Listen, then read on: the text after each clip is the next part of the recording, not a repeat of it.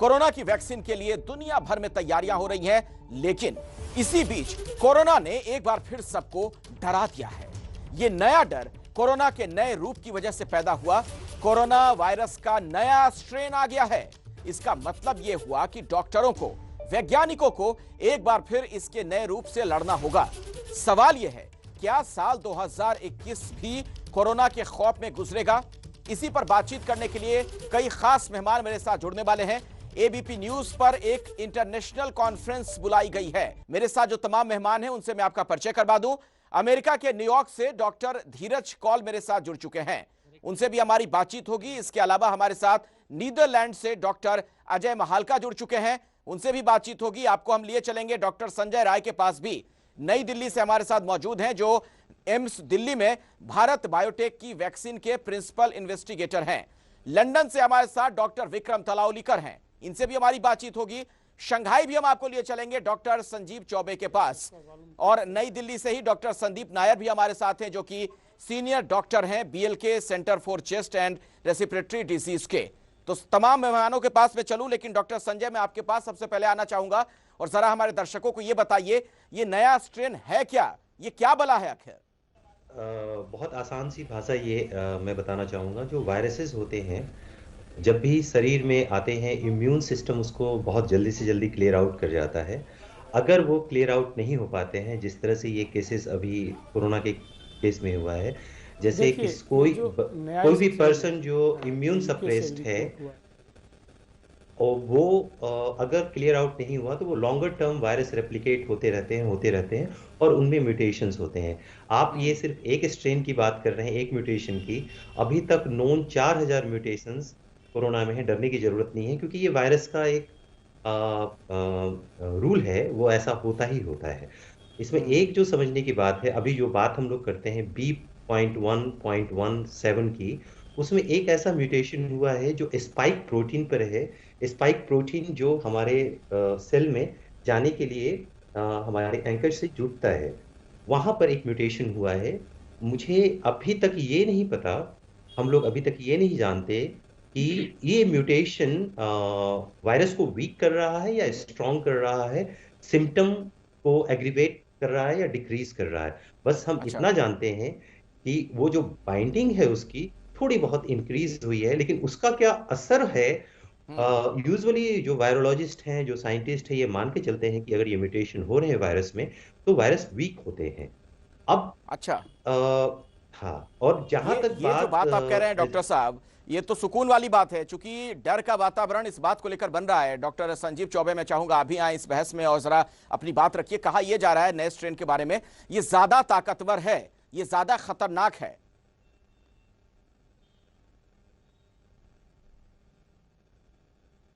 देखिए, म्यूटेशन एक normal procedure है, और ऐसा नहीं है कि इस कोरोना वायरस का म्यूटेशन नहीं हुआ, पहले भी हुआ है। म्यूटेशन का मतलब होता है अल्टरेशन, यानी वेरिएंट, इसके अलग अलग फॉर्म को देखना। और दूसरी बात यह है कि आरएनए और डीएनए वायरस दोनों में हो सकता है।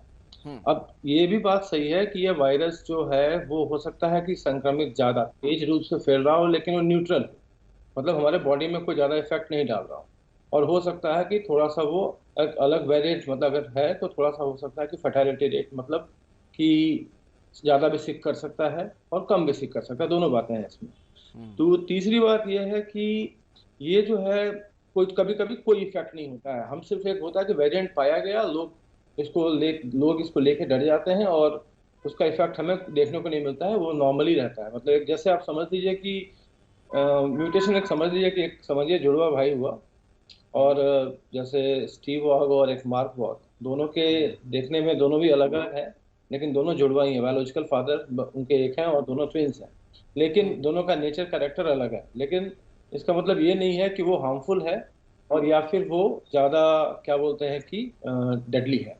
ये अभी कहना बहुत ही मुश्किल है, और चूंकि ये वायरस नया है और इतने सारे केसेस पास्ट में हम देखते हुए, पीछे के जो इंसिडेंट देखते हुए, इतनी फर्टिलिटी रेट और इतनी मोर्टेलिटी रेट पूरे ऑल ओवर वर्ल्ड में हुई है, तो अभी एट द मोमेंट इसको कंक्लूड करना थोड़ा सा मुश्किल है। हमें टेस्ट के प्रोसीजर वही सेम रखने हैं, हमें सीटी वैल्यू देखने हैं, हमें आरटीपीसीआर करना है, सोशल डिस्टेंसिंग, बाकी जो जितने नहीं प्रिकॉशन नहीं, मेजर और वो टेस्ट सब तो है, लेकिन के जो डॉक्टर साहब प्रक्रिया दरअसल है ये वो सब सवाल कुछ देखिए हमें मैं क्यों सेम पूछ ही रहा रखना है। हूँ। मैं अपने और दर्शकों को जरा अमेरिका ले जाना चाहूंगा। हमारे साथ अमेरिका के न्यूयॉर्क से डॉक्टर धीरज कॉल भी जुड़े हुए हैं। डॉक्टर धीरज, कहा यह जा रहा है यूके में जो हमने देखा कि वहां पर बहुत तेजी के साथ इसका संक्रमण फैला है, तो क्या यह माना जाए कि ये जो एक नया रूप हम देख रहे हैं इस वायरस का, कोरोना वायरस का, क्या ये ज्यादा घातक है, बहुत तेजी के साथ जो संक्रमण है, जो इन्फेक्शन है, वो लोगों तक पहुंच सकता है? नमस्कार, thank you for having me on the show. देखिए, इसको जानने के लिए 5 पॉइंट्स मैं बहुत समराइज करके बताऊंगा। पहली बात, जैसे डॉक्टर साहब ने पहले बताया, जब भी वायरस मल्टीप्लाई करते हैं उसमें कुछ चेंजेस आते हैं। अभी तक हमने हजारों चेंजेस इस कोविड वायरस में देख लिए हैं, क्योंकि मैं साइंटिफिक रिसर्च बहुत क्लोजली फॉलो करता हूँ और मार्च से अपडेट करता रहा हूँ। तो ये नॉर्मल प्रक्रिया है। जब हमने इनिशियल वायरस देखा था तो बेसिकली एक स्ट्रेन आया था, एल स्ट्रेन 2019 दिसंबर में, जो अब लुप्त हो चुका है, कहीं नहीं मिलेगा आपको। उसके बाद दूसरा स्ट्रेन आया, एस स्ट्रेन, वो भी अब लुप्त हो चुका है तकरीबन। उसके बाद जनवरी के अंदर वी स्ट्रेन आया, वो भी अब लुप्त होने की कगार पे है। और GH GR आया उसके बाद फरवरी मार्च में, जो वर्ल्ड के 75% पॉपुलेशन में देखा जा रहा है। अब क्या हुआ है, सितंबर से यूके के अंदर एक नया स्ट्रेन देखा गया जिसका नाम था VUI 2020 12-01। उस स्ट्रेन सितंबर के तकरीबन वो 5 या 4% था। नवंबर के अंदर सडनली देखने में ये आया कि वो 25% था, और दिसंबर के अंदर वो 60% हो गया पूरे लंदन में। तो इन्फेक्शियसनेस उसकी 70% के करीब हम ज्यादा मान रहे हैं। लेकिन एक और फैक्टर है, क्योंकि हॉलीडेज थी, क्या ये इन्फेक्शियसनेस इसलिए बढ़ी क्योंकि लोगों ने सोशल डिस्टेंसिंग के नॉर्म को वायलेट किया, जैसे इंडिया में भी हमने देखा फेस्टिवल सीजन के दौरान हुआ, और यही हमारी चिंता है। इस पे अभी रिसर्च हो रही है, लेकिन जहां तक डाटा आ रहा है, लग रहा है कि इस स्ट्रेन के अंदर वेरुलेंटनेस, मतलब कितनी तेजी से आप इन्फेक्ट करेंगे, 70% ज्यादा है। अच्छी बात यह है कि इस वायरस की वजह से क्या लोग ज्यादा मर रहे हैं या आईसीयू में जा रहे हैं, अभी तक नहीं लग रहा। लेकिन क्योंकि साइंस डाटा मांगती है, वर्ल्ड ट्रेड अमेरिका का सबसे बड़ा इंस्टीट्यूशन है आर्मी का, वायरोलॉजी का, जैसे वुहान में चाइना का था, जहां से लोग एक्सपेक्ट करते हैं कि वायरस लीक हुआ। लेकिन अमेरिका में जो वर्ल्ड ट्रेड है, वहां पे ये माइस पे ट्राई, चूहों पे ट्राई किया जा रहा है, और इसमें ये देखने में आया है कि ना तो चूहे ज्यादा मर रहे हैं, हाँ, लेकिन चूहों के लंग्स के अंदर, क्योंकि ये जो जेनेटिक चेंज आया है इस वायरस के अंदर, वो तकरीबन 2 दर्जन चेंजेस आए हैं, जिसमें से कि 9 चेंजेस स्पाइक प्रोटीन पे आए हैं, जिसकी स्पाइक प्रोटीन वो एरिया है वायरस का जो कि आपके टाइप 2 न्यूमोसाइट जो लंग्स के सेल हैं उसमें अटैच करके आपका वायरस बॉडी के अंदर घुसता है। तो वो जो चीज है अटैचमेंट का मैकेनिज्म, उसके अंदर चेंजेस हैं, इसलिए ज्यादा इन्फेक्ट भी कर रहा है, ऐसा हमें माइस में लग रहा है। और छोटे माइस जो बच्चे हैं उसमें भी इसकी मात्रा ज्यादा देखी जा रही है। लेकिन इससे क्या बीमारी ज्यादा खतरनाक हो रही है, ज्यादा लोग मर रहे हैं, इसका डाटा अभी तक क्लियर नहीं है और लग नहीं रहा कि ऐसा है। लेकिन डेफिनेटली इसके अंदर बहुत चेंजेस हैं। और दूसरी बात, इसी का एक और स्ट्रेन जो फर्दर एक्सटेंशन म्यूटेशंस है, जो कि साउथ अफ्रीका में देखा जा रहा है 501.V2, उसके अंदर कहीं ना कहीं ये देखने में आ रहा है, अभी जो बहुत इनिशियल डाटा है, वहां के प्रोफेसर डॉक्टर सलीम अब्दुल जो वहां के हेल्थ मिनिस्टर को रन करते हैं, उनका भी डाटा भी आया है। और अगर आप साउथ अफ्रीका की रिसर्च देखिए तो ऐसा कहीं ना कहीं लग रहा है कि इस वायरस के साथ ज्यादा बीमारी होने के चांसेस हैं, जो कि यूके के वायरस में हमें नहीं दिख रहे। लेकिन ये डाटा प्रिलिमिनरी है। जी जी, यूके के वायरस का चूंकि मैंने बोलना चाहूंगा। हाँ बोल लीजिए। क्योंकि क्या आप मुझे सुन पा रहे हैं? जी जी बोलिए। वायरस का चूंकि मैंने भी बोलिए। एक लास्ट पॉइंट बोलना पाऊंगा, क्योंकि देखिए चेंजेस हर जगह होते हैं, लेकिन तकरीबन 9 चेंजेस स्पाइक प्रोटीन पे हुए हैं। इस वजह से हमारे जो साइंटिफिक कम्युनिटी के लोग हैं, जो रिसर्चर्स हैं, हमें डर है कि हमने जो ताला और चाबी का मैकेनिज्म यूज किया था, दर्शकों के लिए सिंप्लीफाई करके बता रहा हूं कि अगर हमारी चाबी वैक्सीन है, तो जो ताला का ग्रूव है जिसके अंदर वो चाबी घुसेगी, उस ग्रूव के अंदर थोड़े से अभी चेंजेस आने शुरू हुए हैं। क्या इस वजह से चाबी नहीं चलेगी वैक्सीन? एब्सोल्युटली नहीं। सारे रिसर्चर, तकरीबन मैं खुद 2 दर्जन रिसर्चर से बात कर चुका हूं, हमें अभी तक कॉन्फिडेंस है कि एस्ट्राजेनेका, मॉडर्ना और फाइजर, तीनों की वैक्सीन जो स्पाइक प्रोटीन को यूज करती है वो चलेगी। लेकिन अगर ये वायरस और मल्टीप्लाई हुआ, मास गैदरिंग लोगों ने की और लाखों लोग और बीमार हुए, तो चांस कि वो स्पाइक प्रोटीन चेंज हो जाए और वैक्सीन ही ना काम करे, उसका रिस्क बढ़ता है। बहुत इंपॉर्टेंट बात आप कह रहे हैं सर, बहुत अहम बात आप कह रहे हैं। मैं इस पर आगे बात करूं, लेकिन उससे पहले चूंकि यूके वाले स्ट्रेन की बात हो रही थी, तो मैं दर्शकों को जरा लंदन लिए चलता हूं। डॉक्टर विक्रम हमारे साथ जुड़ गए हैं। डॉक्टर विक्रम, वहां पर लोग क्या बता रहे हैं, आप लोग की क्या फाइंडिंग है? आपकी वहां पर कई लोगों से, रिसर्चर से भी बातचीत हुई होगी।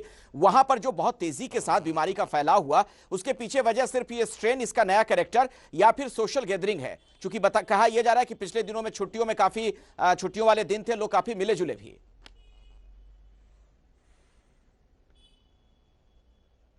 धन्यवाद अखिलेश जी। ये सच है कि ये शायद दोनों फैक्टर काम कर रहे थे। स्ट्रेन तो डेफिनेटली ज्यादा ट्रांसमिट होता है, 70% 70% ज्यादा ट्रांसमिट होता है, पर शायद थोड़ी सी लैक्सिटी भी थी सोशल डिस्टेंसिंग में, क्योंकि फेस्टिवल का टाइम था, क्रिसमस आ रहा था। पर एक अच्छी बात है, जैसे बाकी डॉक्टरों ने कहा, कि ये ट्रांसमिट तो होता है, पर ऑल द डेटा, जो कोई भी डेटा अभी तक हॉस्पिटल से आया है, उसी से पता चलता है कि ये ज्यादा सीरियस इलनेस, नहीं तो डेथ नहीं करता है। ये वायरस, शायद ये वायरस हो या पुरानी स्ट्रेन हो, व्यक्तिगत रूप से ज्यादा रिस्क नहीं है। सिर्फ प्रॉब्लम ये है कि क्योंकि ये ज्यादा नंबर्स बढ़ाता है, जो कोई हेल्थ सिस्टम है, हॉस्पिटल्स हैं, पब्लिक बॉडीज हैं, उनको तैयार रहना पड़ेगा, क्योंकि ज्यादा से ज्यादा लोग, ये इलनेस आ सकता है उनको, और अगर वो बीमार हो जाएं तो वो हॉस्पिटल में आ सकते हैं, और थोड़ा सा बर्डन हो सकता है, प्रेशर हो सकता है। इसीलिए प्रिकॉशन से ये लॉकडाउन भी किया गया, पर ऐसा नहीं लगता कि ये कोई ज्यादा खतरनाक है और सीरियस है। छोटे से ब्रेक के बाद हम फौरन हाजिर होंगे। ये तमाम एक्सपर्ट्स दुनिया भर से, तमाम डॉक्टर्स हमारे साथ जुड़े हैं। आप देखते रहिए एबीपी न्यूज। नई दिल्ली से डॉक्टर संजय राय भी मेरे साथ जुड़े हुए हैं, जो कि दिल्ली एम्स में भारत बायोटेक की वैक्सीन के प्रिंसिपल इन्वेस्टिगेटर हैं। डॉक्टर राय, आपसे मैं ये समझना चाहूंगा, ये अब जो ये नई चीज सामने आ गई, नए स्ट्रेन की जो बात हो रही है, वैक्सीन जो अब तक तैयार की गई हैं अलग अलग देशों में, क्या ये उसके लिए भी कारगर होंगी, या फिर कुछ आने वाले दिनों में दिक्कत हो सकती है? कहीं हमें यह भी जानकारी मिल जाए कि इस वैक्सीन का ज्यादा फायदा नहीं होने वाला है, क्योंकि लगातार नए नए रूप हम देख रहे हैं कोरोना वायरस के। उसके पहले मैं ये बता दूं कि अभी जो बीच में हमारे साथ जो पैनल में लोग बैठे हुए हैं, मैं डिस्कनेक्टेड हो गया था, तो इसलिए मैं नहीं सुन पाया, तो हो सकता है कुछ रिपीटिशन हो, मुझे नहीं पता।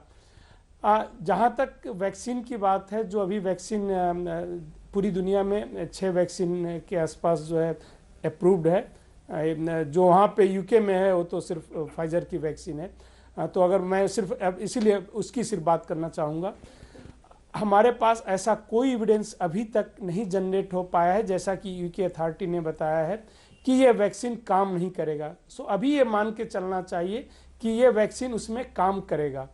ये हो सकता है कल हम एविडेंस ये जनरेट कर लें कि ये वैक्सीन काम नहीं कर रहा है, तो मैन्युफैक्चरर्स ने कहा भी है, क्योंकि ये जो वैक्सीन है मैसेंजर आरएनए बेस्ड है, माइनर ये और वो भी जो है स्पाइक प्रोटीन पे ही है, स्टिमुलेट करता है, और जो अंदर जाके जो है हमारे इम्यून सिस्टम को स्टिमुलेट करता है। तो हो सकता है उनको माइनर चेंजेस करने पड़ेंगे, जैसा कि मैन्युफैक्चरर्स ने कहा है, बट अभी तक ऐसा कोई एविडेंस नहीं है कि ये वैक्सीन जो है काम नहीं कर रहा है। अच्छा, बीएलके सेंटर दिल्ली में है, वहां से हमारे साथ डॉक्टर संदीप नैयर भी जुड़ गए हैं। डॉक्टर संदीप, एक और अहम बात है जिसको लेकर थोड़ी सी लोगों में अब चिंता ज्यादा हो रही है, क्योंकि जो कोरोना का अब तक हमने दुष्प्रभाव लोगों पर देखा, बच्चे उससे थोड़े अछूते थे, ज्यादातर बच्चे उससे प्रभावित नहीं हो रहे थे। जो फाइंडिंग्स आई, जो रिसर्च थी, वो इस तरफ इशारा कर रही थी, लेकिन नए स्ट्रेन को लेकर कहा जा रहा है कि ये बच्चों के लिए बड़ा घातक है। कुछ इस तरह की जानकारी आप लोगों को भी मिली है क्या? देखिए, 2-3 बातें इसके बारे में बताया गया था, जैसे कि ऑलरेडी बताया कि 70% मोर इन्फेक्शियस है, लोगों को प्रभावित करता है। फिर उन्होंने दोबारा एक अलग स्टेटमेंट दिया जिसमें बोला 70% नहीं 56% कर रहा है। और दूसरी बात जो बताई गई कि ये बच्चों में भी ज़्यादा प्रभावित कर रहा है, लेकिन एक भी स्टडी में अभी तक ये नहीं बताया गया कि ये ज़्यादा घातक है या ज़्यादा बुरा प्रभाव डाल सकता है। सो अभी हमको देखना है। फॉर्चुनेटली अभी तक बच्चे बचे हुए थे इस बीमारी से, कोविड से, एज कम्पेयर टू एल्डर्स, लेकिन अब ये बच्चों को ज़्यादा प्रभावित करने की बात कह रहे हैं, लेकिन ज़्यादा सीरियस बीमारी या ज़्यादा कोई ऐसा इन्फेक्शन करने की अभी तक बात नहीं आई है। न्यू स्ट्रेन है, माइनर म्यूटेशन है, और अभी तक तो यही लग रहा है कि सारी वैक्सीन भी इस पर काम करेगी, ट्रीटमेंट भी मोर और लेस सेम रहेगी, सिर्फ एक जल्दी फैलता है। और मैं आशा करता हूँ कि हम सब इसको काबू पा लेंगे। और ये बात बहुत ज़रूरी डॉक्टर साहब ने बताया कि जितना हम कम सोशल गैदरिंग करेंगे, जितना हम दूर रहेंगे, सोशल डिस्टेंसिंग करेंगे, उतने ही लेस चांस है, उतना ही कम चांस है कि ये वायरस म्यूटेट करे, क्योंकि जल्दी रिप्रोड्यूस और जल्दी ये रेप्लिकेट नहीं करेगा।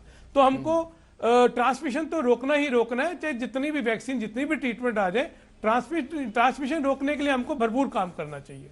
नहीं, वो तो बिल्कुल आप सही कह रहे हैं सर कि फिलहाल बचाव तो यही है कि कम से कम लोगों के संपर्क में आए, लेकिन ये जो नए स्ट्रेन को लेकर तमाम तरह की जानकारियां सामने आ रही हैं, उसमें कुछ भ्रामक जानकारी भी है। मैं एक बार फिर से नीदरलैंड चलता हूं। डॉक्टर अजय महालका हमारे साथ हैं, जो कि आर्टिफिशियल सेल्स पर काम करने वाले साइंटिस्ट हैं। डॉक्टर अजय, जरा ये बताइए आप मुझे, ये बच्चों को लेकर जो बात कही जा रही है कि अब जो नया हम देख रहे हैं, ये जो म्यूटेशन है, ये बच्चों के लिए बहुत ज्यादा घातक है, उनके लिए चिंता वाली बात है क्या, पेरेंट्स के लिए या तमाम लोगों के लिए? अब मैं दो चीज़ों पर जोर डालना चाहूँगा। जो भी डेटा आप चिल्ड्रंस के लिए लेना चाहते हैं, जैसे यूएस से हमारे डॉक्टर साहब ने बोला कि म्यूरिन पर माइस पर ये स्टडी हुई है और उसमें छोटे माइस पर ये देखा गया है कि attachment, but the rate of the attachment is not so, इतने ज़्यादा नहीं है कि हम बहुत वरी करें उसके लिए। और दूसरी चीज़ है, हम बायोकेमिस्ट्री में बोलते हैं कि की एंड लॉक। तो इम्यूनिटी, जब जो भी वैक्सीन बन रही है वो उस ताले की एक चाबी नहीं है, उसकी बहुत सारी चाबियां हैं। इस तरह से ये माने कि हम जो भी अपने इम्यून सिस्टम को तैयार कर रहे हैं वैक्सीन के थ्रू स्पाइक प्रोटीन के लिए, वो उसमें बहुत सारी एपिटोप्स है, उसके बहुत सारे आयाम हैं अटैचमेंट के, तो वो हमारे लिए बहुत फायदेमंद है। दूसरी चीज, नीदरलैंड से हूँ मैं, आपको बताता हूँ, अभी भी हमारे अभी तो क्रिसमस का समय है, इसके लिए स्कूल बंद कर दिया गया, नहीं तो बच्चों के लिए जो 20 साल के स्कूल्स चल रहे थे, हाई स्कूल्स चल रहे थे, वो अभी तक ओपन थे। बस ये यूके से इतनी बड़ी वहाँ के पीएम ने कह दिया कि 70% इन्फेक्टिविटी है। सिविरिटी के बारे में हम लोग नहीं जानते, और सच बताऊं तो कोई डेटा अवेलेबल नहीं है चिल्ड्रंस के लिए। अच्छा, डॉक्टर संजीव चौबे, क्या चीन में इस तरीके की कुछ जानकारी आप लोगों को मिली है? कोई ऐसा डेटा वहां पर आप लोग एक्सेस कर पा रहे हैं? कुछ सूचना आप लोग को मिल पा रही है क्या?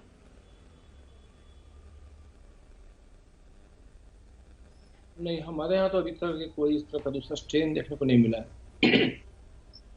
और हमारे यहाँ एक्चुअली वैक्सीनेशन की जो प्रक्रिया है वो ऑलरेडी चालू हो चुकी है। तो इवन मेरा भी शेड्यूल हो चुका है वैक्सीनेशन के लिए, मैं भी एक दिन में ले लूंगा। लेकिन यहाँ पर कोई ऐसा न्यू केसेस, हाँ कुछ छोटे केसेस, करीब 30 से 40 केसेस आई थी शुरू में कुछ दिन पहले, लेकिन तो वो भी देखने को नहीं मिल रहा है। तो यहाँ पे ऐसा कुछ नया स्ट्रेन और नई वैक्सीन, नई मतलब वेरिएंट की बात नहीं चली। नहीं, तो ये जो म्यूटेशन वाली बात आ रही है हर जगह से, कई देशों से इस तरह की बात सामने आ गई है, क्या चीन में ऐसा कुछ नहीं है? फिलहाल जो पहले जो स्थिति थी वैसी स्थिति है कोरोना वायरस को लेकर, या कुछ बदलाव वहां भी देखने को मिल रहा है? कुछ कैरेक्टर इसका बदल रहा है वायरस का वहां भी? लगभग नहीं, ऐसा कुछ नहीं यहाँ पे भी देखने को मिला है। जो अगर कुछ केसेस आए भी होंगे तो वो बाहर से, चूंकि स्मॉल पॉकेट्स से अलग अलग कंट्री से लोग आ रहे हैं, हो सकता है कि सितंबर अक्टूबर के महीने में कुछ अगर नया स्ट्रेन आए, बट उनको प्रॉपर आइसोलेशन, क्योंकि अभी रिसेंटली एक ये न्यूज आई है कि बीजिंग में जो क्वारंटाइन टाइम है वो पहले 14 डेज का था और अभी 14+7 21 डेज का टाइम जो है क्वारंटाइन में इंक्रीज किया गया है। तो एक यही डेवलपमेंट है। तो हो सकता है कि 1-2 केस या 5-10 केस ऐसे देखने को आए हो, बट ऐसा कोई ऑफिशियल डिक्लेरेशन यहाँ से नहीं। कोरोना वायरस को लेकर ये इंटरनेशनल कॉन्फ्रेंस इस वक्त एबीपी न्यूज पर आप देख रहे हैं। अलग अलग देशों से कई डॉक्टर्स, कई एक्सपर्ट हमारे साथ मौजूद हैं और हम आपको बताने की कोशिश ये कर रहे हैं कि आप कोरोना से डरे नहीं, घबराएं नहीं, क्योंकि एक नई जानकारी बीच में सामने ये आई कि एक नए स्ट्रेन के बारे में बताया जा रहा है कि जो बहुत तेजी के साथ फैल रहा है और ये बच्चों के लिए भी बहुत घातक है। लेकिन क्या इसमें सच्चाई है या फिर ये तमाम ऐसी जानकारियां हैं जो आपको गुमराह कर रही हैं? मैं सीधे जरा आपको डॉक्टर धीरज कौल के पास लिए चलता हूं, अमेरिका। डॉक्टर धीरज कौल, आप न्यूयॉर्क में इस वक्त मौजूद हैं और जरा मुझे ये आप बताइए कि ये जो नए स्ट्रेन की बात बार बार हो रही है, क्या ये आप लोगों की उम्मीद के मुताबिक ही है जो आप लोग रिसर्च कर रहे थे या जो नई जानकारियां मिल रही थी, या कुछ ऐसा है जिसकी आप लोगों को बिल्कुल कोई संभावना ही नहीं थी, अनएक्सपेक्टेड?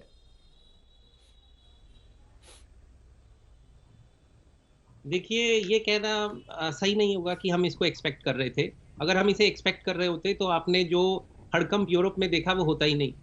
लॉकडाउन इतना बड़ा किया गया कि अब यूके के अंदर food, fresh fruits and vegetable की किल्लत आ सकती है। तो हर कोई साइंटिफिक कम्युनिटी में इससे डेफिनेटली कंसर्न है। ऐसा बोल देना कि इससे हमें कोई कंसर्न नहीं है, प्रीमेच्योर होगा, ये बात आपकी बिल्कुल ठीक है कि बच्चों के अंदर इसके इन्फेक्टिविटी के ऊपर अभी रिसर्च हो रही है। जैसे मैंने बताया, माइस मॉडल के अंदर ये दिखने में आ रहा है कि निमोनिया हो सकता है, पर ये माइस मॉडल है, रियल लाइफ में अभी तक हमने ये नहीं देखा। तो डेफिनेटली इसको लेके पैनिक की जरूरत नहीं है, लेकिन इसको लेके कंसर्न की जरूरत जरूर है। और हर कोई आदमी जो वैक्सीन में काम करता है, हमारा सबसे बड़ा डर यही रहता है कहीं वैक्सीन ही विफल ना हो जाए। लेकिन ऑन अ नाइसर नोट, एक अच्छी खबरें आई हैं। अभी recently new England journal of medicine में आर्टिकल छपा है 3-4 दिन पहले, जिसने ये दिखाया है कि जो लोग हेल्थ केयर वर्कर्स थे, बड़ी एक स्टडी की गई, तकरीबन आप समझिए 12,000 लोगों के ऊपर स्टडी थी, जिसमें से 1265 लोग ऐसे थे जिनके पास एक्सपोजर हो चुका था, जिनकी एंटीबॉडी पॉजिटिव थी, और 11,000 लोग ऐसे थे जिनकी एंटीबॉडी नेगेटिव थी।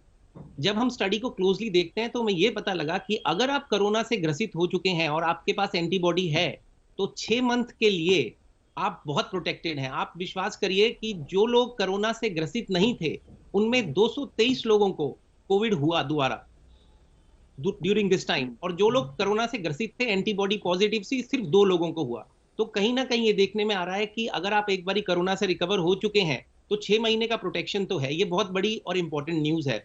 अब आपके क्वेश्चन का जवाब देते हुए मैं ये कहूंगा, क्योंकि इसमें चेंजेस स्पाइक प्रोटीन पे आ रहे हैं, लेकिन इतने चेंजेस नहीं है कि वैक्सीन कारगर ना हो, लेकिन चेंजेस सिग्निफिकेंट है। इसीलिए हमें कंसर्न है कि एक तो वैक्सीन के फेलियर, जिसको हम वैक्सीन एस्केप बोलते हैं मेडिकल टर्मिनोलॉजी में, वो आ सकता है आज नहीं तो 1 साल बाद, नहीं तो 2 साल बाद, नहीं तो 3 साल बाद।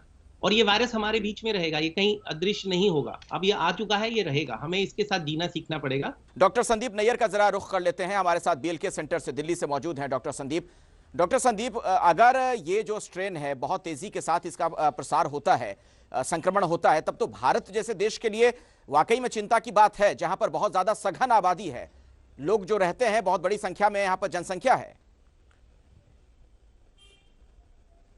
जी बिल्कुल, ना सिर्फ भारत के लिए, हर देश के लिए ये प्रॉब्लम है, कहीं भी हो, क्योंकि जितना ज्यादा जल्दी फैलेगा और जहां पर भारत के लिए मैं सर इसलिए कह रहा हूं जहां पर सघन आबादी ज्यादा लोगों को प्रभावित जी डॉक्टर साहब, सघन आबादी जहां पर ज्यादा है, ज्यादा संख्या में लोग रहते हैं, आसपास रहते हैं, इस संदर्भ में सवाल है मेरा सर। मैं उसी पे आ रहा हूं सर कि सघन आबादी हो या जहां भी हो, वो जल्दी तो फैल रहा है तो सभी में फैलेगा। डेंस पॉपुलेशन, मैं उसी की बात कर रहा हूं कि अगर हमारे यहाँ पे आएगा तो बहुत खतरनाक बात है। फॉर्चुनेटली अभी तक वो स्ट्रेन यहाँ पर पाया नहीं गया है, लेकिन जिस तरह से अगर ये आ गया तो वो बहुत जल्दी से लोगों में प्रभावित करेगा। इसीलिए तो बार बार हम बात कर रहे हैं कि सोशल डिस्टेंसिंग की जाके दूर रहें। दूसरी बात जो बहुत अच्छी बात बताई है मेरे से पहले डॉक्टर ने, कि वो यही है कि अभी तक इसके बारे में बताया नहीं गया कि ज़्यादा गंभीर रूप से कोई बीमारी ये कर रहा है। फैल जरूर जल्दी से रहा है, लेकिन क्या वो गंभीर रूप से बीमारी भी कर रहा है कि नहीं कर रहा है, ये अभी देखना पड़ेगा। तीसरी बात, वैक्सीन की अभी तक तो यही बोल रहे हैं कि उसको प्रभावित करेगा, बचाव करेगा। इसलिए ये सब कुछ मिलके अभी थोड़ा सा हमको धीरज रखना चाहिए। आपका बहुत बहुत धन्यवाद कि आप लोगों को बता रहे हैं, सबको बता रहे हैं कि कितना ये खतरनाक वायरस रूप धारण कर चुका है और ये आगे भी करेगा। वायरस की आदत है बदलते रहना, उसकी आदत है म्यूटेट करना, उसको कोई नहीं रोक सकता। डॉक्टर संजीव चौबे, आप शंघाई में मौजूद हैं। अब लोगों को ये लग रहा था कि चलो ये साल बीत रहा है, वैक्सीन लग जाने के बाद हम शायद सुरक्षित हो जाएं, लेकिन क्या ये माना जाए कि अभी 2021 में भी तमाम चुनौतियां रहेंगी और जो लाइफस्टाइल अभी हम अपना रहे हैं इस वायरस के आने के बाद, उसी तरीके से आगे भी हमें जीना है?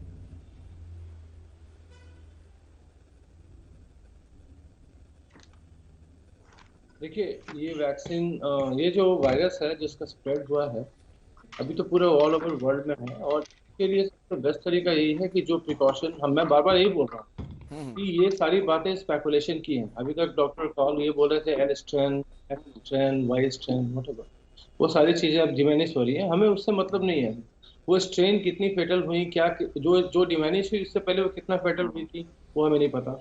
उसकी केस स्टडीज नंबर डेटा है हमारे पास, लेकिन वो इतने कंक्लूसिव नहीं है जिससे हम कुछ कंक्लूड कर सके कि हाँ ये ज़्यादा, इस स्ट्रेन में ज़्यादा फेटेलिटी रेट है या इसमें ज़्यादा मोर्टालिटी रेट है, नंबर 1। नंबर 2 कि अभी तक इसको कंप्लीट जाते जाते इसको कम से कम 7 से 8 महीने पे तब तक हम लोग कंट्रोल कर पाएंगे। और जो वैक्सीन भी हैं उनकी भी एफिकेसी 8 महीने से ज़्यादा की नहीं है। तो एक भी वैक्सीन लगना जो है वो मैक्सिमम 8 मंथ तक की है, जो अभी तक की हमारे पास डेटा और जो रिपोर्ट है। अब तीसरी बात यह है कि हमें अपने जो प्रिकॉशंस हैं उन्हें हमें अपने आप को बचाव करके रखना पड़ेगा। एक कॉमन मैन के टर्म में हम एज ए डॉक्टर मैं यही मैसेज दे रहा हूँ कि हमें घबराने की जरूरत नहीं किसी भी स्ट्रेन से। सबसे पहले अगर कोई भी वैक्सीन कोई भी वायरस से अफेक्टेड होता है तो वो कॉकेशियंस होते हैं, जो अमेरिका के लोग हैं, ब्रिटेन के लोग हैं, ऑस्ट्रेलिया के लोग हैं, न्यूजीलैंड के लोग हैं, उनको ज़्यादा जल्दी अफेक्टेड होते हैं। सबसे कम जो होते हैं वो एशियंस में देखा गया है। उसके बीच में अदर जो है रेसेस हैं जो देखे गए हैं उनका लेवल नीचे नीचे धीरे धीरे है, लेकिन सबसे ज़्यादा जो है वो कॉकेशियंस हैं और सबसे नीचे में एशियंस हैं। तो हमें एज सच चूँकि हमें महामारी झेलने की आदत भी है और ऑलरेडी हम पिछले 8-9 महीने से काफ़ी वर्कआउट कर चुके हैं इस पे कि हमें इस पे ज़्यादा अभी टेंशन लेने की जरूरत नहीं। एक जो बड़ी बात निकलकर सामने आई थी कि क्या ये जो नया स्ट्रेन है बच्चों को ज्यादा परेशान करेगा, क्या उनके लिए ज्यादा घातक है, इस पर अलग अलग देशों में क्या फाइंडिंग है। सबसे पहले अमेरिका के न्यूयॉर्क चलते हैं। डॉक्टर धीरज कौल, आप बताएंगे, छोटे में बताइएगा ताकि बाकी लोगों से भी मैं इसी सवाल पर टिप्पणी ले सकूं। क्या बच्चों के लिए ये नया स्ट्रेन ज्यादा घातक है, हाँ या ना?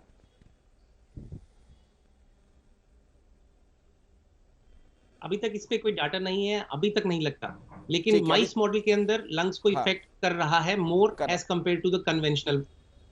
ठीक है, डॉक्टर अजय महाल का यही सवाल।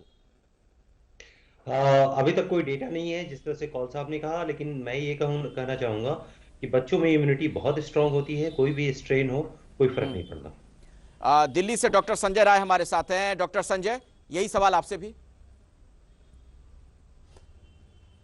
हमारे पास ऐसा कोई एविडेंस नहीं है कि ये बच्चों में घातक है। अभी हम ये मान के चल रहे हैं कि वैसा ही है जैसे जो पुराना स्ट्रेन था सार्स कोरोना वायरस 2 का। ठीक है, डॉक्टर विक्रम।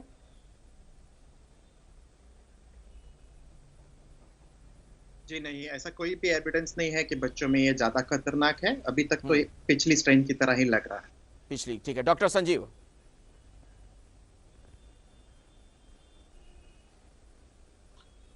देखिए, ये वायरस अफेक्ट किया है बच्चों में, बट एसिम्प्टोमेटिकली, वो सिम्प्टोमेटिक नहीं हुए हैं। उनके जब टेस्ट एक्सीडेंटल आइदर ट्रैवल के लिए या किसी और चीज के लिए किया गया था तो पॉजिटिव पाए गए थे, बट उनमें कोई सिम्टम्स नहीं। डॉक्टर संदीप स्पेशल नहीं है बच्चों के लिए। अच्छा, नहीं है। डॉक्टर संदीप नैयर। देखिए, हमारे यहाँ तो अभी कुछ ज़्यादा केसेस ही नहीं आए हैं इस यूके स्ट्रेन के साथ, तो बच्चों में तो बात की बात है, बड़ों में भी नहीं अभी तक ज़्यादा देखा गया। मुझे नहीं लगता अभी तक कोई ऐसा एविडेंस है कि हम सोचें कि बच्चों में ये ज़्यादा घातक या ज़्यादा इसमें इन्फेक्शन आ रहा है। चलिए, तो एबीपी न्यूज जो दर्शक इस वक्त देख रहे हैं हमारे साथ, जो तमाम करोड़ों दर्शक जुड़े हुए हैं, कम से कम इस बात को लेकर फिलहाल आप निश्चिंत हो जाएं कि एक नई बात जो निकलकर सामने आ रही थी कि जो नया स्ट्रेन है बच्चों के लिए बहुत ज्यादा खतरनाक है। हमारे साथ जो एक्सपर्ट्स हैं, पूरे दुनिया भर से लोग जुड़े हुए हैं, उनका यह मानना है कि अभी तक इस तरह की कोई मेजर फाइंडिंग नहीं है। डॉक्टर विक्रम, लेकिन जरा मुझे यह बताइए, चूंकि आप वहां यूके में, लंदन में मौजूद हैं, वहां से जब यह खबर आई थी स्ट्रेन को लेकर, पिछला जो कोरोना वायरस था और ये जो नया स्ट्रेन है, इसमें क्या बड़ा बदलाव आप लोगों ने देखा? वहां पर क्या परिवर्तन महसूस किया आप लोगों ने?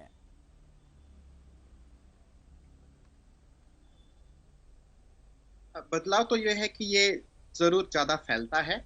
तो पिछली बार जब लॉकडाउन किया था, मार्च अप्रैल में लॉकडाउन हुआ, फिर उसके बाद थोड़ा करके रेस्ट्रिक्शंस कम किए गए। उसके हिसाब से ऐसा लग रहा था कि अभी वायरस स्टेबलाइज हो रहा है कम्युनिटी में, और जैसे वैक्सीन्स आएंगे, वैक्सीनेशन हो जाएगा, थोड़ा करके नॉर्मेलिटी वापस आ जाएगी। पर जब ये वायरस डिटेक्ट किया गया, यूके में सबसे ज्यादा जीनोमिक टेस्टिंग होती है, विश्व से आधे से ज्यादा जीनोमिक टेस्टिंग यहाँ होती है, तो जो लाजमी था कि यहाँ पे कुछ न कुछ म्यूटेशंस पिक होंगे, और म्यूटेशंस हो भी रहे थे पिक, पर इतना कोई सिग्निफिकेंट म्यूटेशन नहीं लग रहा था। और एक ये पर्टिकुलर देखा गया कि स्पाइक प्रोटीन की चेंजेस की वजह से फैल रहा है, 70% ज्यादा इन्फेक्शंस कर रहा है। तब थोड़े अलार्म बेल्स बजने शुरू हुए, क्योंकि अगर ज्यादा लोग हॉस्पिटल्स में आएंगे तो प्रेशर होगा हेल्थ सिस्टम पे, किनको ट्रीटमेंट मिलेगा, किनको नहीं मिलेगा, इस पे थोड़ा सा डिफिकल्टी आ सकता है। इसीलिए जब पैनिक हुआ तो पैनिक इस वजह से हुआ कि कितने लोग बीमार हो जाएंगे एक बात, और हेल्थ सिस्टम पे कितना प्रेशर आएगा। ये नहीं था कि एक इंडिविजुअल व्यक्ति के लिए ये ज्यादा खतरनाक है। क्या कोरोना वायरस का नया रूप सामने आ रहा है और ये क्या पहले से ज्यादा खतरनाक है? इसी मसले पर कई नई जानकारियां हम आपको दे रहे हैं। दुनिया भर के एक्सपर्ट्स, डॉक्टर हमारे साथ जुड़े हुए हैं। आप लगातार एबीपी न्यूज के साथ बने रहें, देखते रहें। आपके लिए जानना बहुत जरूरी है कि कोरोना काल में क्या कुछ नया हो रहा है। मैं आपको सीधे लिए चलता हूं डॉक्टर संजय राय के पास। हमारे साथ दिल्ली एम्स से जुड़े हुए हैं डॉक्टर संजय राय। भारत बायोटेक की वैक्सीन के आप प्रिंसिपल इन्वेस्टिगेटर हैं। डॉक्टर संजय, अभी तक तो लोग उसी से मुक्त नहीं हुए थे। पिछले वायरस की जो बात हो रही है, कोरोना के पहले स्ट्रेन की जो बात हो रही है, वैक्सीन लोगों को लगी नहीं है। अब ये एक नई जानकारी सामने आ गई है जो थोड़ा लोगों के अंदर अब डर का वातावरण इससे ज्यादा आ रहा है। इस पर क्या कुछ आप जानकारी और देना चाहेंगे, आखिर ये क्या है? जैसा मैंने पहले भी बताया और अभी मैं बाकी लोगों की भी सुन रहा था हमारे पैनल्स के। देखिए, जहाँ तक बच्चों की बात है, हमारे पास कोई ऐसा एविडेंस नहीं कि बच्चों में घातक है बीमारी। बच्चों क्या, एडल्ट में भी, किसी में भी हो सकता है। बच्चों में जैसे जो सार्स कोरोना वायरस 2 था, उतने ये ना आते हों, सिम्टम उस समय कम थे, उनमें बहुत ही माइल्ड सिम्टम थे। एडल्ट में और एल्डरली में कुछ ज़्यादा थे, या जिनको कोमॉर्बिड कंडीशन था। इसमें ये हो सकता है कि बच्चों में सिम्टम्स थोड़े आ रहे हों, लेकिन इसका मतलब ये नहीं हुआ कि बहुत ही घातक है। और इसको हमें जब तक एविडेंस न हो इसलिए नहीं बात करनी चाहिए। देखिए, मीडिया का बहुत बड़ा रोल है पब्लिक ओपिनियन बनाने में, और सारे गवर्नमेंट और ये पब्लिक ओपिनियन से चलते हैं। बिल्कुल।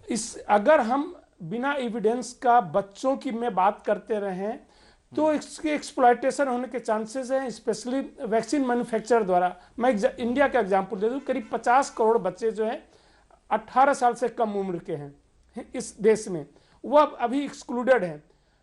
देखिए, साइंस एक अलग पहलू है, लेकिन हमने एक साथ में बिजनेस का भी पहलू है वैक्सीन के साथ। तो हमें जो है कभी भी एक्सप्लॉयटेशन का कोई भी मौका नहीं देना चाहिए, हमेशा साइंस की बात करनी चाहिए। आज की डेट तक मैं ये कह सकता हूँ, ऐसा कोई एविडेंस नहीं है कि जो नया वायरस आया हुआ है वह ज़्यादा खतरनाक है। हाँ, वह जो इन्फेक्शन ज़्यादा कर सकता है, वह जो भी एविडेंसेज है उस पर बेस है कि 50 से 70% के बीच में ज़्यादा वह तेजी से इन्फेक्शन कर रहा है, बट खतरनाक होने का किसी में भी आइदर एडल्ट, और ये आज की डेट तक नहीं हो सकता है। आप बहुत ही महत्वपूर्ण जानकारी दे रहे हैं, आपने बड़ी अच्छी बात बताई। और ऐसे में एबीपी न्यूज का भी यही प्रयास है कि हम लोगों को गुमराह होने से बचाएं, जो सही जानकारी है, सटीक जानकारी है, वही आप तक पहुंचे। और इसी मकसद के तहत इस कॉन्फ्रेंस का आज हमने आयोजन किया है। एक छोटे से ब्रेक के बाद हम फौरन हाजिर होंगे। ये तमाम एक्सपर्ट्स दुनिया भर से, तमाम डॉक्टर्स हमारे साथ जुड़े हैं। आप देखते रहिए एबीपी न्यूज। कोरोना वायरस का नया स्ट्रेन आ गया है, और क्या ये पहले से ज्यादा खतरनाक है, इसी को लेकर हम ये चर्चा कर रहे हैं। हमारे साथ दुनिया भर के तमाम एक्सपर्ट्स जुड़े हुए हैं। और सर, अब चूंकि हम कार्यक्रम के आखिरी हिस्से में हैं, तो आप सभी लोगों से छोटे में मैं कमेंट चाहूंगा इस सवाल पर कि जो मौजूदा वैक्सीन है, क्या इस नए स्ट्रेन के लिए भी उसी तरीके से कारगर है? सबसे पहले डॉक्टर धीरज कौल।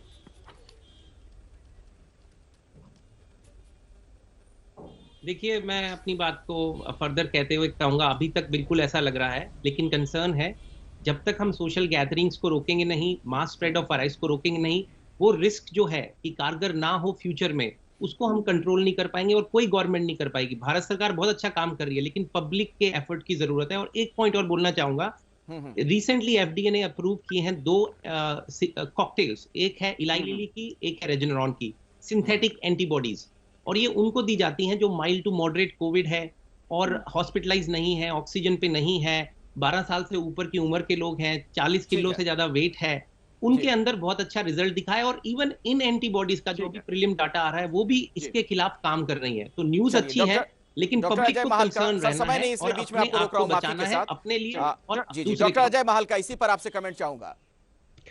मैं ये कहना चाहूंगा कि अगर मैंने जो बात रखी थी कि अगर ये स्ट्रेन इंडिया में भी आता है तो क्या होगा, 4 चीजें बताना चाहता हूँ। गवर्नमेंट, मोदी गवर्नमेंट, लोकल स्तर पर जितने भी लोगों ने इतना काम किया है 7-8 महीनों में, मुझे लगता है कि यूरोप में भी इतना काम नहीं हो पाया। अच्छा। हमारी इतनी बड़ी पॉपुलेशन होते हुए, डाइवर्सिटी और सारी चीजों को देखते हुए, मैं अभी इंडिया में हूँ और मैंने अपने जहाँ मैं पैतृक घर है मेरा, वहां मैंने देखा है, सच बताऊं तो लोग इतने कंसर्न हैं, लोकल स्तर पर भी बहुत सारे लोग काम कर रहे हैं। मैं लातेहार झारखंड का रहने वाला हूं, मैं देखता हूं यहाँ हर आदमी इतना कंसर्न है कि ये है। तीसरी चीज, समय नहीं है सर, इसीलिए आपको भी तो बीच में रोकना पड़ेगा, क्योंकि मेरे साथ 4 और एक्सपर्ट हैं। बहुत इंपॉर्टेंट है, बहुत इंपॉर्टेंट है, बहुत इंपॉर्टेंट बात ये है। हाँ, बहुत इंपॉर्टेंट बात ये है, अगर स्ट्रेन आ भी गया तो मेरे ओपिनियन में इस 7 महीने के जो एक्सपीरियंस रहे हैं, there will be no effect. You can. ठीक है, डॉक्टर संजय राय। डॉक्टर संजय राय, आपने वैक्सीन पे पूछा, नए स्ट्रेन पे आप अभी वैक्सीन डिस्कस कर रहे थे इसमें कि वैक्सीन का क्या इफेक्ट होगा। अगर मैं उसकी बात करूं कोई एविडेंस हमारे पास नहीं है कि वैक्सीन इफेक्टिव नहीं होगा, न ही ये एविडेंस अभी तक है कि वैक्सीन बहुत ही स्ट्रेन पे भी इफेक्टिव रहेगा। तो हमें अभी इसके लिए समय नहीं है मेरे पास। आप तमाम मेहमानों का बहुत बहुत शुक्रिया हमारे साथ इस इंटरनेशनल कॉन्फ्रेंस में जुड़ने के लिए। और जो लबो लुबाब है तमाम एक्सपर्ट्स को आपने सुना एबीपी न्यूज पर, आप डरे नहीं, घबराए नहीं। पहले जो स्थिति थी कोरोना वायरस को लेकर, अभी भी फिलहाल नए स्ट्रेन के आने के बाद भी वही स्थिति रहेगी। हाँ, लेकिन सोशल डिस्टेंसिंग का जरूर ख्याल रखिए, जो कोविड-19 के तमाम प्रोटोकॉल हैं उसका पालन जरूर कीजिए। देखते रहिए एबीपी न्यूज।